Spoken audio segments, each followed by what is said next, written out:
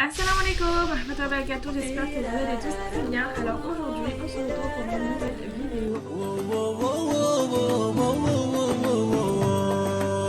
رمضان يا شهر التوبة والغفران يا شهر الخير يا اللي خلقك الرحمن يا اللي عمرت بيك قلوبنا بالإيمان الحمد لله اللي حيانا لك يا رمضان رمضان يا Alors je commence tout d'abord par faire diluer ma levure boulangère dans de l'eau tiède avec le lait tiède.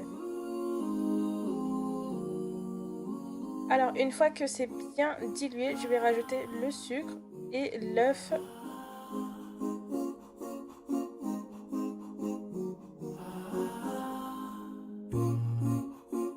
Ensuite, à partir de ce moment-là, je vais rajouter la farine ainsi que le sel.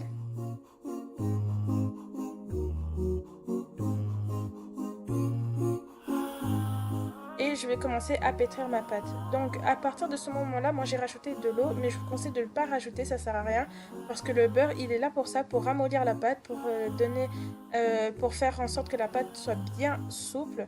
Du coup ne rajoutez pas de l'eau comme moi j'ai fait, voilà, mettez directement le beurre une fois que c'est bien mélangé. Et après cela, vous allez laisser la pâte bien pétrir pendant une dizaine de minutes. Aussi, je vous mettrai tous les détails des ingrédients en barre d'infos comme d'habitude.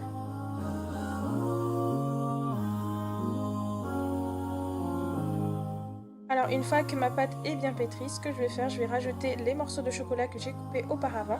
Donc si vous voulez, vous pouvez prendre aussi des pépites de chocolat déjà toutes prêtes et vous mettez directement dans la pâte.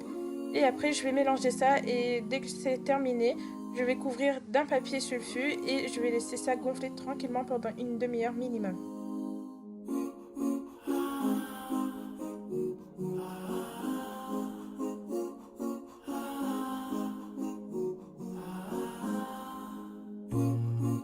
Alors, une fois que ma pâte a bien gonflé, ce que je vais faire, je vais fariner mon plan de travail et ainsi je vais mettre ma pâte par-dessus et je vais former comme une sorte de grand saucisse que je vais couper après en plusieurs parties. Donc ça m'a fait environ une dizaine de boules de pâte.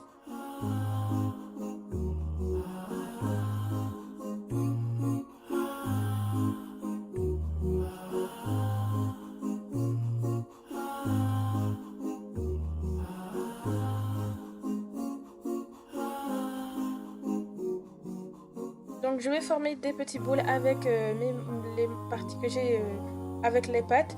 Et après je vais mettre ça sur un autre plateau pour pouvoir libérer un peu d'espace sur mon plan de travail. Et ainsi former mes petites baguettes comme ça. Donc si vous voulez, vous pouvez faire des mini baguettes plus petites ou plus épaisses. C'est comme vous voulez. Là c'est à votre convenance. Franchement là c'est à vous de voir comment vous voulez faire.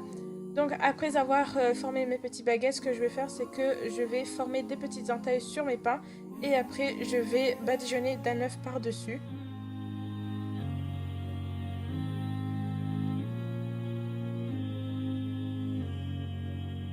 Alors pour les entailles, je vous conseille de faire ça avec un cutter ou sinon une lame.